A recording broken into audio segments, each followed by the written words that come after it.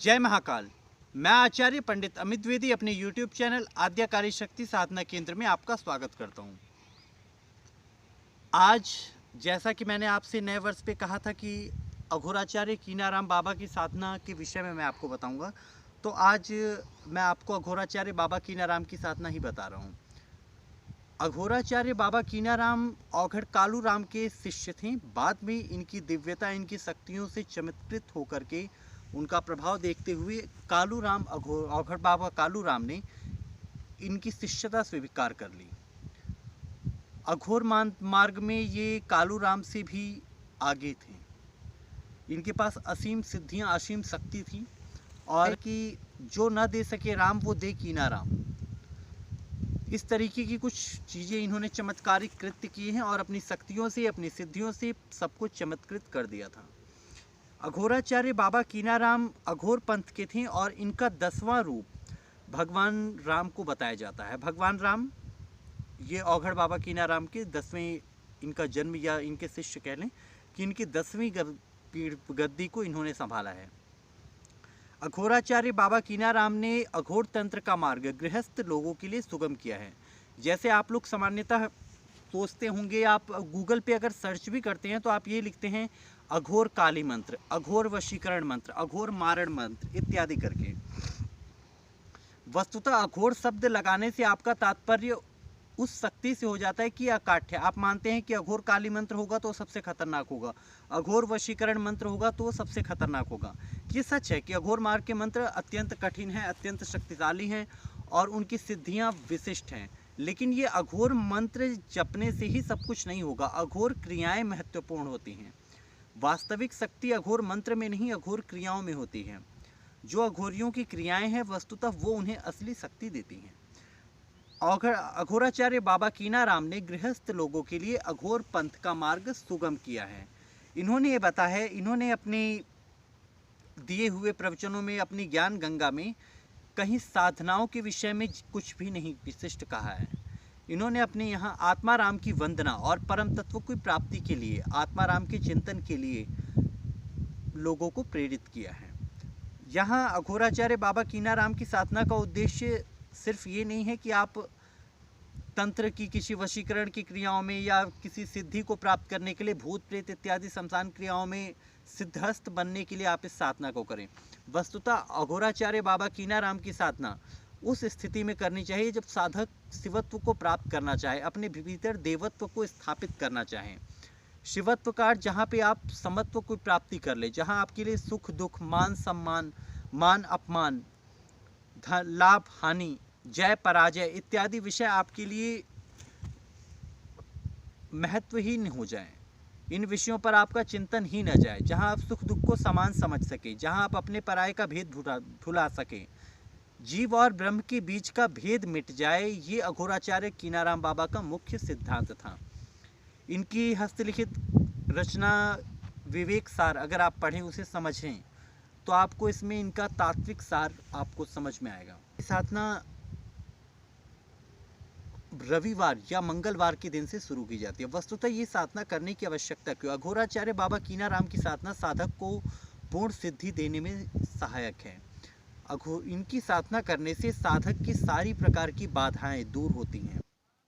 साधक को सर्वप्रथम क्रेम कुंड जाकर, यदि संभव हो सके तो क्रेम कुंड में जाकर बाबा कीनाराम की प्रारंभिक पूजन करके, क्रेम कुंड में स्नान करने के उपरांत बाबा कीनाराम का प्रारंभिक पूजन करके उनसे साधना के लिए अनुमति, आज्ञा मांगे। तदुपरांत वहां की पवित्र भस्म लेकर के आप अपने घर पे, अपने निवास स्थान पे आ जाएं। ये साधना शमशान में भी की जा सकती है और घर पे भी की जा सकती है। यदि शमशान में भी करना हो और साधक तमोगुणी हो तो मछली भात का भोग बाबा कीनाराम को अत्यधिक प्रिय है। और यदि साधक सात्विक है तो अपने घर पे अगर साधना करना चाहते हैं तो आप अपने घर पे गोबर के कंडे सुलगाकर उसकी धुनी के समक्ष ये साधना कर सकते हैं।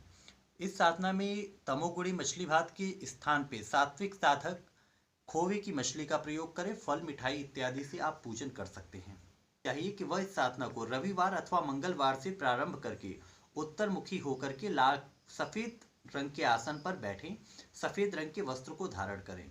साधक यदि चाहे तो काले रंग के वस्त्रों का भी प्रयोग कर सकता है। वैसे सामान्यतः तमोगुणी साधकों को काले रंग और सतोगुणी साधकों को सफेद रंग का प्रयोग करना चाहिए।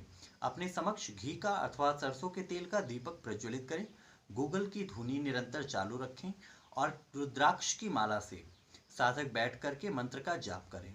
साधना में जिस मंत्र का आपको जाप करना है उस मंत्र का जाप आपको वाचिक रूप में बोल बोल के करना है और अपने स्वर को जितना उच्च आप रख करके जाप कर सके देर तक उतना उत्तम है। साधना में मंत्र को ध्यान से सुने। क्रीम क्रीम अघोराचार्य कीना रामाय प्रत्यक्ष भवम हुम फट। क्रीम क्रीम अघोराचार्य कीना रामाय प्रत्यक्ष भवम हुम फट। साधक को इस साधना को नियमित 21 दिनों तक करना होता है। नित्य प्रति 11 माला रुद्राक्ष की माला से जाप करनी होती है। साधना काल में साधक को चाहिए कि वह भूमि शयन करे। जहां तक हो सके दूसरे के हाथ का बना भोजन न ग्रहण करें। दिन में एक समय भोजन करें, अल्पाहार करें और फलाहार करके यदि साधक साधना कर सके तो और उत्तम है। कम से कम रविवार अथवा मंगलवार के दिन बाबा कीनाराम को मछली का प्रसाद अवश्य दें, मछली भात का प्रसाद अवश्य दें।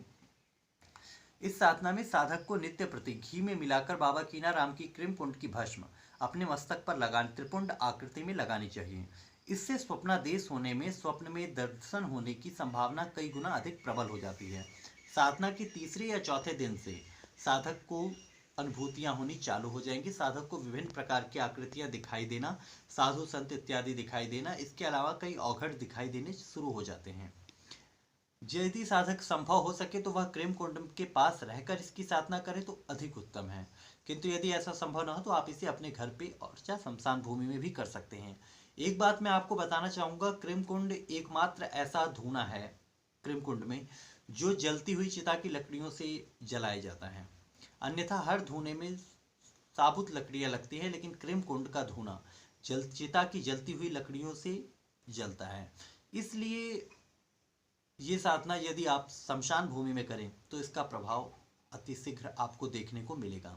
बाबा कीनाराम यदि साधक पे प्रसन्न हो जाए तो उसकी जीवन के हर कष्टों को हर लेते हैं, जीवन के आने वाली हर समस्याओं का नाश कर दे सकते हैं।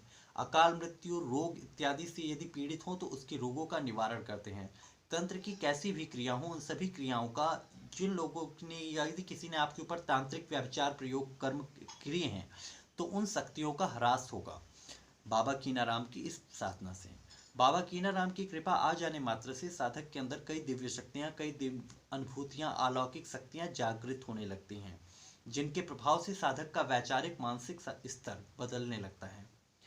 साधक को चाहिए कि वह क्रीम बीज का अधिक से अधिक जाप करे।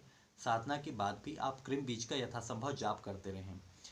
मंत्र जाप करते समय में साधक चाहे तो आंखें बंद करके जाप करे, अथवा यदि आप आंखें खोल के साधना कर रहे हैं तो अपनी दृष्टि बाबा कीनाराम के चरणों पे अथवा जहां पर गोबर के कंडे की धूनी है उस धुएं पर आप त्राटक करते हुए मंत्र जाप कर सकते हैं।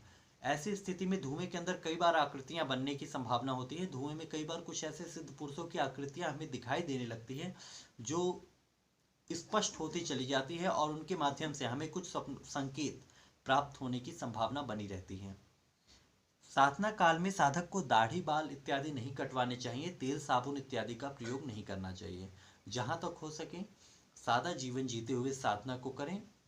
वशीकरण, मारण, विद्वेषण इत्यादि कर्मों की सिद्धि के लिए सोच करके आप भी साधना न करें, अन्यथा ये साधना परिणामहीन हो जाती है।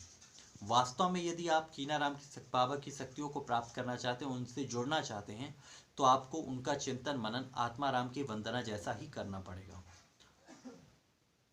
ईश्वर को जानने के इस मार्ग में बाबा कीनाराम की साधना आपके लिए सहायक सिद्ध हो और आप अलौकिक दिव्य शक्तियों को प्राप्त कर सकें, ऐसी मेरी कामना है। जय महाकाल।